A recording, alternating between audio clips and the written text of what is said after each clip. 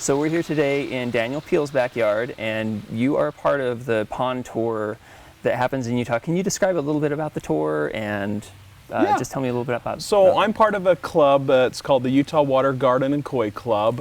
Each year we host a pond tour where we open up different ponds throughout the community. Different members, open their ponds up, and it's a self-guided tour where we can go around and look at each pond, and that happens around the first or second week in August every year. So this year it's coming up on the 10th and 11th. How did you get into this? Like, what drew your interest into this aspect? I bought a house with a pond, and the rest is history.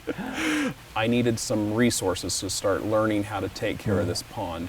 I accidentally killed a few fish in learning how to take care of my pond, and I told myself never again.